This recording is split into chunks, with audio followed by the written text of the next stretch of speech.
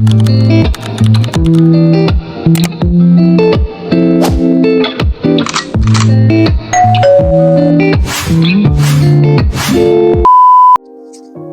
guys, salam kenal, saya Devi. Ini adalah video pertama saya di YouTube channel ini. Saya emang berniat dari dulu sih mau bikin YouTube channel, tapi belum terrealisasi juga gitu. Alhamdulillah sekarang saya udah memberanikan diri tampil di depan kamera. Mungkin ini masih tak belajar ya teman-teman. Dalam YouTube channel saya ini, dalam video-videonya akan saya upload itu konten-konten sharing atau daily vlog harian aja. Saya akan memberikan sedikit tips kepada teman-teman itu bagaimana caranya supaya dapat lolos seleksi perusahaan perkebunan kelapa sawit. Yang sering sekarang ini itu FAT, itu Field Assistant Training, dimana saya udah beberapa kali mencoba ya teman-teman untuk daftar ini, namun qadarullah belum diizinkan. Mungkin karena saya bergender perempuan kali ya, karena susah masuknya, karena itu perkebunan itu lebih dominannya laki-laki. Takutnya nanti kan di lapangan kita susah gitu. Di sini saya sering-sering aja saya dapat informasi dari berbagai teman-teman saya yang sudah lulus di FAT atau MT, itu manajemen training, khususnya asisten perkebunan. Saya alumni dari pengelolaan perkebunan ya, terus saya juga pernah magang di perkebunan juga selama lebih kurang 3 bulan. Di sini mungkin saya memberikan tips-tips buat teman-teman semua atau adik-adik yang baru tamat atau lulus, terkhusus jurusan pertanian gitu. Biasanya kalau di FAT ini yang diterima itu dominan pertanian. Ada juga mungkin yang diterima nanti itu jurusan teknik, itu bagian engineeringnya gitu untuk di pabrik. Mungkin asisten pabrik bisa juga diterima, tapi nggak di perkebunannya gitu. Tips dari saya untuk menghadapi atau mendaftarkan diri jadi asisten training ini itu untuk FAT ini, pertama siapkan diri teman-teman dulu gitu.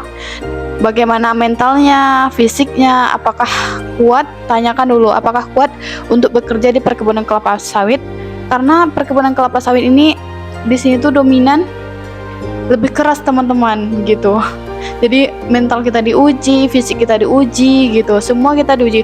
Terus tanyakan dulu apakah kita sanggup menjalaninya. Jangan nanti tiba-tiba kalau kita udah lolos kita nggak mengambil itu, jadi nanti kita kabur atau apa, kan menjelekkan instansi pendidikan kita sebelumnya, terus menjelekkan nama baik kita sendiri gitu. Nanti kan apalagi perusahaan perkebunan itu kan saling terkait, mana tahu kan dia satu perusahaan induknya tapi anaknya banyak gitu. Karena itu tanyakan dulu dari teman-teman apakah sudah siap untuk ikut serta dalam FAT ini gitu atau MT ini gitu. Yang kedua itu teman-teman harus berpendidikan sarjana perkebunan atau sarjana pertanian gitu. Biasanya yang lebih diambilnya itu sarjana pertanian atau perkebunan, karena sudah menjadi background, memiliki latar belakang itu, jadi tidak menyusahkan nanti penyesuaiannya di lapangan gitu. Jadi untuk teman-teman yang jurusan perkebunan, pertanian, itu boleh banget ya daftar ini, apalagi jenjang karirnya jelas gitu. Di sini tuh FAT itu banyak ya, nanti pembagiannya di lapangan, apakah menjadi asisten afdeling, asisten hama penyakit, asisten pemupukan, tergantung SOP dari perusahaan itu tersebut. Dan ini saya dapat informasi dari kawan-kawan sekelas saya dulu yang lebih dari 50% itu keterima di perkebunan kelapa sawit gitu. Terus setelah pendidikan, yang ketiganya itu kita menyiapkan CV kita gitu. CV kita gimana? Apakah harus ATS atau boleh yang biasa gitu, yang ada berwarna? Itu kalau untuk perusahaan perkebunan tergantung perusahaannya ya, ada juga tapi tidak mengkhususkan. Pokoknya isinya yang penting. Pokoknya isi dari CV kita itu selaras dengan yang akan kita lamar gitu. Makanya kita menjelaskan di CV kita itu bagaimana diri kita, apa keinginan kita, terus skill kita, terus apakah ada pengalaman kita sebelumnya, pengalaman magang dimasukkan juga di CV itu. Apakah punya sertifikat BNSP gitu. Kalau kita mempunyai itu untuk diterima itu lebih besar gitu. Terus pengalaman organisasi teman-teman di kampus nih ada nggak gitu? Apakah jadi ketua BEM gitu? Itu lebih dominan diterima. Teman-teman saya di situ yang diterima di perkebunan itu lebih banyak yang memegang posisi sebagai unit kegiatan mahasiswa atau unit kegiatan organisasi kampus, contohnya BEM, DLM gitu. Lebih banyak mereka itu diterima lebih dahulu. Bukan berarti juga kalau tidak punya pengalaman organisasi tidak diterima, tapi lebih cepat diterima itu yang mempunyai pengalaman. Yang tidak mempunyai pengalaman bisa juga diterima, kan itu tergantung rezeki kita masing-masing lagi ya teman-teman. Setelah CV-nya kita baguskan, terus maka dilanjutkan dengan tahap administrasi. Intinya teman-teman ya, kalau udah lulus tahap administrasi, jalan selanjutnya itu lebih mudah atau lebih gampang gitu. Karena jika kita sudah lulus tahap administrasi ini, tahap-tahap selanjutnya itu tidak begitu sulit atau bagaimana ya. Mungkin karena saya udah beberapa kali nyoba ya untuk tes psikotesnya, itu tidak terlalu sulit. Jadi bagi teman-teman, persiapkan aja dulu sampai di tahap administrasi. Kalau udah diterima itu akan lebih gampang karena tinggal menjalani aja lagi tesnya, ikuti aja alurnya tesnya, terus ikut tes, habis ikut tes biasanya psikotes untuk ada wawancaranya gitu.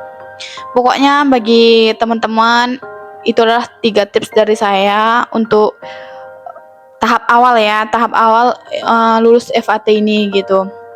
Yang terpenting bagi teman-teman semua, siapkan dirinya, mentalnya apakah sanggup bekerja di perkebunan.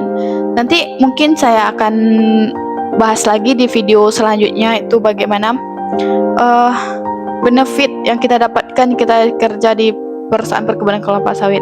Kenapa saya lebih terfokus untuk ke situ?